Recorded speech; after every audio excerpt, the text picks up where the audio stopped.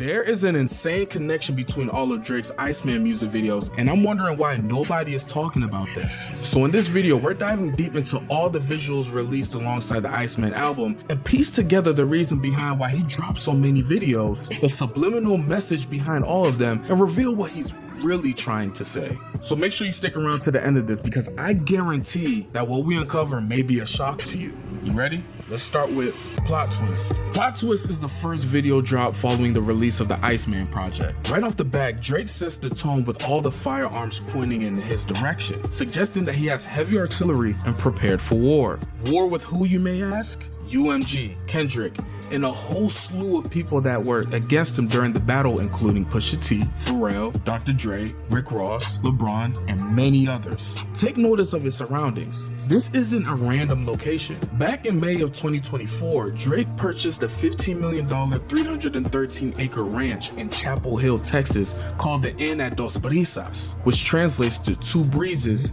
in Spanish. Throughout the years, Drake has showed his allegiance to Texas, considering the fact that he was first discovered by Jazz Prince, son of Jay Prince, the owner of Rap-A-Lot Records. At the 39-second mark, you can see Drake driving in a Can-Am ATV with a female artist by the name of Stunna Sandy, who is featured on the track Outside Tweakin' from the second project, Maid of Honor, and reportedly that is her on the Habibti album cover. There has been speculation that Drake intentionally chose her because she closely resembles Ice Spice. Back in 2022, it was reported that he unfollowed the New York rapper for reasons that are unknown. It's been speculated that Drake unfollowed you afterwards. Do you want to tell us some tea on that? He did. I don't know why though. Shame on you, Drake. Shame on you. You shouldn't have done that. Come on, let's be real. He wanted to crack Ice Spice and she was like, You thought I was feeling you? Also notice the ATV is camouflage. It may not seem like much initially, but I realized there are other music videos that utilize the camo, which we would revisit later in this video. At the 48-second mark, we see horses turning while Drake raps, twisting it.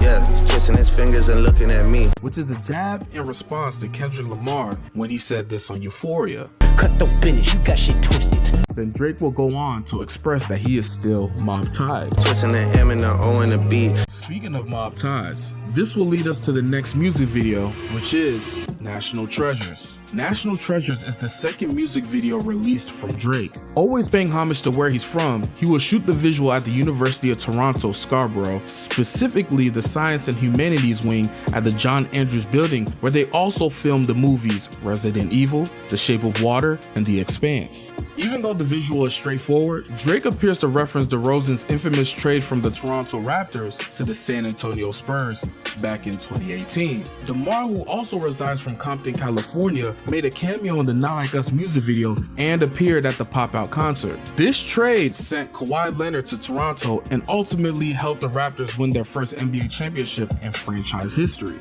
We must have been dealing in spur of the moment. Kawhi, did we think you could get us a ring? Back in November of 2024, Drake even addressed DeRozan during Vince Carter's jersey retirement ceremony in Toronto. The rapper said that if the Raptors ever honor DeRozan with the banner in the arena, he will go up there and pull it down himself. Speaking of National Treasure. Yes, if you ever put a DeRozan banner up, I'll go up there and pull it down myself. That's the answer to your question. He would also address Kendrick when he performed in Toronto during the Grand National Tour. He claimed that Lamar was moving scary after his performance and left immediately. What I did by the six, run out of six, just like it did. Why was TPS at my crib until you boy slid? It is what it is. I'm gonna be honest here. Number one, how did Kendrick run out of the six if he performed 2 back-to-back sold-out shows in your city? And number two, why aren't you sending shots to the City Council of Toronto for allowing him to perform 2 back-to-back sold-out shows in your city? Back to back, I like that record. I'm gonna get back to that for the record. Before we proceed, I want to make something very clear. I'm not biased towards any of these artists. At the end of the day, I'm just decoding the videos, the songs, and mixing in my own observation as a hip-hop fan, all right?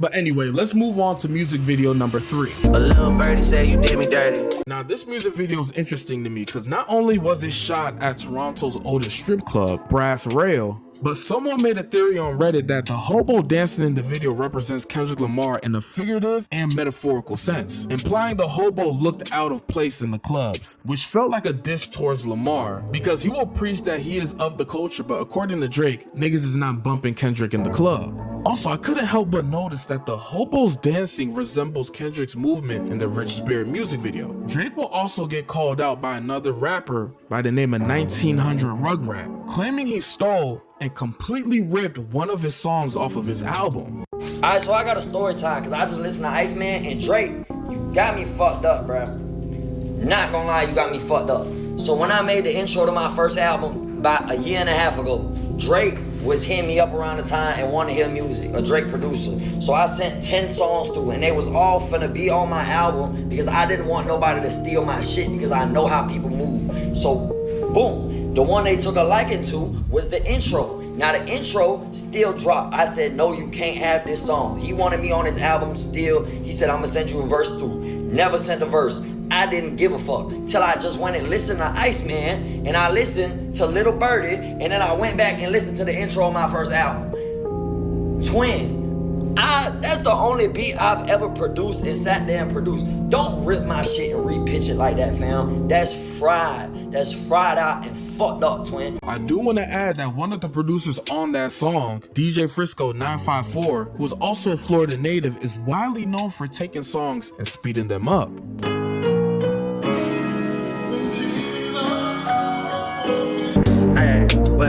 Yeah, his and hers. But y'all let me know in the comment section below. Is this another situation where Drake stole a song? Music video number 4, Make Them Remember. The video begins with Drake wearing an all-white fit with rhinestones that closely resembles the jackets Michael Jackson would wear. Then we cut to a different location where he's seen recording this very song in the office of Toronto Mayor Olivia Chow and inside the city chambers. And of course, he has more bars for his ops, specifically Kendrick and NBA GOAT LeBron James. Drake and LeBron were friendly for years, and the Toronto rapper praised the NBA star in his music before. However, LeBron seemingly took a side on the Kendrick and Drake beef by attending the Pop-Out concert in LA and spotted bopping his head to the diss track Not Like Us. I shouldn't even be shocked to see you in that arena because you always made your career off of switching teams up. Not only does this line refer to LeBron attending the Pop-Out concert, but Drake voices that he's not surprised that LeBron switched up because he has a habit of switching teams. You know, his move from Cleveland to Miami, back to Cleveland, and then to the Lakers. Please stop asking about what's going on with 23andMe. I'm a real and he's not. Drake will also rap. And Muggsy Bogues done for once, even I'm a bit amazed. Yeah, someone get a kid a raise. Poking at Kendrick Lamar's height. He also seemingly referenced Joe Budden and insinuated that he slept with his girl at the time. Showed at the time of a life while broski having stomach aches, hearing about good times at Lovers Lake, and send it back to you while you sleepwalking naked in another state. So everybody here knows I had my sleepwalking incident. Yes. I was sleepwalking somewhere that I shouldn't have been sleepwalking. Yeah, true. For a few months now, I've been having an ongoing battle with this racist couple. They've complained about anything that you could possibly complain about for months. And that's the door that I decided to sleepwalk directly to, butt-ass naked. Huh? Now, before we go into the next music video, let's address why Drake decided to drop 3 projects, 18 music videos in a span of 4 days. Number 1, apparently he wants to complete his contractual obligations to UMG as quickly as possible and become a free agent. Recently, he's expressed that he's fed up with the business being conducted by UMG and Lucian Grange following the Kendrick Lamar beef, accusing Universal for inflating Kendrick's numbers for the Not Like Us diss track. Number 2, he wants to take back control of his music and move freely. And number 3, he's stream trolling. Drake was probably like, you know what? I'm gonna drop 3 projects and hella music videos because why the fuck not? People are going to listen and stream the fuck out of it anyway. And I had the opportunity to surpass Michael Jackson's streaming record? Shit. Bet. Let's release everything, even if they think the music is dog shit. Now I want you all to continue watching because we're still gonna get into some other details about the visuals that I believe no one is talking about. And at the end, it will all make sense, so just bear with me. Burning Bridges. Burning Bridges is a simple visual with Drake celebrating his Crodies in a restaurant that he would often shout out in his music, Soto Soto in Yorkville. It is speculated that Drake is directing shots to A$AP Rocky and Rihanna. Yo, baby mama ain't even post a single damn. Where she at? Throughout the years, Rocky and Drake showed disdain between each other. A$AP Rocky would sit down with DJ Academics on January of 2026 and expose why he doesn't rock with Drake, pun intended. I thought old boy was my mans, you know what I'm saying? I thought he was my dude. And it's just like, I don't know, like I think when I got with my girl, he just started throwing shots out of nowhere. Like I just woke up and just felt like he was just throwing subs and shit. Get off that sucker shit. What we talking about right now? Females sound like some female shit. We sound like females talking about females. That's crazy. Niggas be too insecure and dwelling on stupid shit. It's evident that Drake is still in his feelings with Rihanna. And did we forget that Drake confessed his love to Rihanna at the VMAs in 2016 and she completely curved him on live TV? She's someone I've been in love with since I was 22 years old.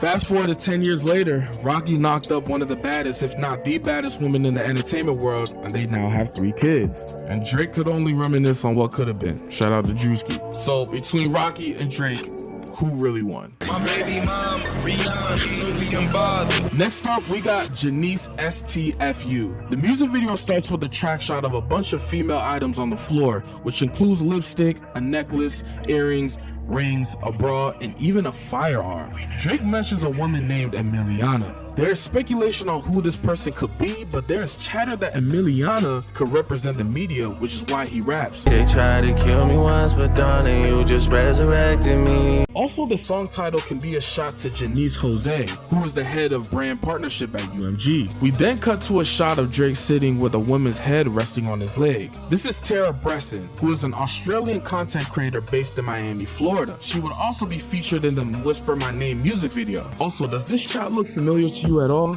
No? Well, this particular scene resembles the same shot in Kendrick Lamar's Luther music video. Not only is Drake sending shots visually, but sending more shots when he raps. White kids listen to you cause they feel some guilt, and that's how your soul gets fulfilled. He implies that Kendrick makes music to intentionally make white people uncomfortable, and the Compton rapper have some sort of satisfaction seeing that. He follows up with this verse. Handing out turkeys on camera inside of your hood, then you go back to the hills. Saying that you claim to be about your people, but after you're done pretending like you care, you go back to your luxury estate in the hills. Also, what's very interesting is that the shots where he performs what looks like a garage filled with Ferraris is actually referencing the sneak-in video with 21 Savage that they released back in July of 2017. The correlation is there because he's rocking the 4L chain, which is tied to 21 himself. 21 Savage has been shouted out by Drake a couple of times on Iceman because of his loyalty following the Kendrick beef, and now considers him family. Speaking of family, that leads us to our next music video. The video opens up with a drone shot of Toronto, then cuts to a shot of women lining up for an event. At the 1 minute and 4 second mark, which is the highlight of this video, we have American comedian and actor Shane Gillis as a Toronto officer waking up in the back of a vehicle. And to his surprise, he sees 2 kids driving the police car, one of which is Drake's son, Adonis. Adonis and his friend will continue to drive high speeds in Toronto while Shane is in the back seat afraid for his life. Eventually, Adonis will donut his way to an empty parking lot. Him and his friend will then get out of the car, celebrate, and then make a run for it. Now on the surface, you may think that Drake putting his son in a music video is for fun and giggles, but no, it's actually deeper than you think. Let me explain. August 5th, 2019, episode 141 on Matt and Shane's Secret Podcast, Shane will reveal that Drake is similar to R. Kelly, alludes that he also likes them young, and predicts that he will potentially have the same fate as R. Kelly in 5 years. R. Kelly got away. That reminds me, I do want to say this. I want to be on the record. Drake's going to be, he's on that R. Kelly tip. You think so? Drizzy Drake likes him young. What? He does. It's somewhat known already, but Drizzy Drake's into the young ones. He's going to get got in the next 5 years. Which is why Shane will say this towards the end of the music video. Those kids are awesome. I want to hang out with those kids. It's kind of weird. Yeah, it is weird. Having someone accuse you of being a PDF years prior and then have him in a music video alongside your son, but it seems like they patched things up. He stated in the video that him and Drake are friends and you can see him rocking the OVO chain. So I was in on this They didn't trick me. I was doing a favor for Drake, made him a friend. If you made it this far in the video, just do me a huge favor, hit that like button and make sure you subscribe for more videos. Now the next music video that we're going to explain may be a surprise to you all, considering that this artist had been a longtime collaborator of Drake, and that he contributed to why the beef even started between him and Kendrick back in 2024. Ran to Atlanta. Drake and Future once again get together to make a track, with the addition of Molly Santana. Prior to Iceman being released, there were rumors spreading that Pluto may be on the project. Fast forward to May, and the rumors actually came out true. Seems like Future and Drake made amends because back in March of 2024, Metro Boomin and Pluto released their collab project, We Don't Trust You. And the standout track was the song Like That, which started the back and forth between Dot and Drake. The title Ran to Atlanta is Drake acknowledging what Kendrick said in the scathing diss track Not Like Us when he rapped. You run to Atlanta when you need a check balance. Let me break it down for you. This the real nigga challenge. Honestly, that's exactly what Drake did. He got back with Future to make this song. And in my personal opinion, this Ran to Atlanta song is not hitting like it needs to be. The chemistry is usually there, but this time around, it wasn't. And as far as the video, not much is happening besides Future, Drake, and Molly Santana performing in front of luxury cars. I guess you could say the highlight of this music video is when Drake is in infrared, but not showing any body heat, implying that he's cold. Iceman, you get it? Yep. Alright, on to the next video. Make Them Pay. This is probably my favorite music video out of all of them because I'm a sucker for animation, and honestly this looks like something that Kanye would do. The track samples a song called Free by London-based reggae female vocal group from the late 70s, Brown Sugar, that consisted of 3 members, Pauline Catlin, Karen Wheeler, and Carol Sims. So the overall premise of the video is Drake stopping at a gas station to get a beverage, and when he walks in, he is immediately stared down by 2 individuals as if they were expecting him. One of them appearing to be a vampire and the other wearing a mask. Drake walks up to decide what beverage he wants to get, and we see a snowman figure creeping up on Drake, and it gets hit with the fridge door. While Drake goes to the counter to pay for the beverage, we see the vampire get distracted and also takes a beverage. But the difference is, this drink in particular may have poison in it. As Drake leaves, the masked individual pulls out a gun, aims it at Drake, and ends up shooting himself and essentially dying. And oh yeah, the vampire nigga that drank the poison or whatever, yeah, it's done up for him, he's done. As Drake steps outside, he is met with somebody offering their heart to him. And shortly after, it turns into a weapon. Evidently, the weapon has no effect on Drake just due to the fact that it backfires on the individual. We cut to a scene where we see 3 people, a lady in a gown, a ghostly figure, and a guy with a suit who gestures Drake to come here. The guy opens a suitcase that has a substantial amount of money in it. Obviously, this is an attempt to lure Drake to take the money. The ash from the cigar ends up getting on the cash, resulting in the individuals burning, and what is left is the skeletal remains of the guy that was in the suit. Drake takes the chain, then we're met with the Iceman text. The whole video is supposed to represent Drake and how he currently navigates through the industry. People plotting on his downfall, people pretending to show love only to show their hand and sabotage the relationship, to be offered large sums of money and ultimately declining it. At this point in Drake's life, he wants to be free, which is why he is pushing so hard to get out of his deal with UMG. Also, I believe the guy presenting the suitcase with money is supposed to represent Lucian Grange, president of UMG. Drake once again addresses Pharrell Williams when he says, I got all the chains that they ever repped in Virginia. Back in late 2022, Pharrell will auction off nearly 20 custom Jacob & Co. pieces, and of course, who was the individual to purchase it all? That's right, Drake. In fact, you can see Drake rocking the chains in the Jumbotron music video. The Toronto rapper would also send shots at DJ Khaled for his lack of support during Drake's industry conflicts and his silence on the crisis in Gaza. And Khaled, you know what I mean, and your people are still waiting for a free Palestine. I don't want to get into detail about that because obviously of how heavy that topic is, so let's just move on. Next, we have Don't Worry. The video opens with a drone shot of the CN Tower in Toronto, and at the 8-second mark,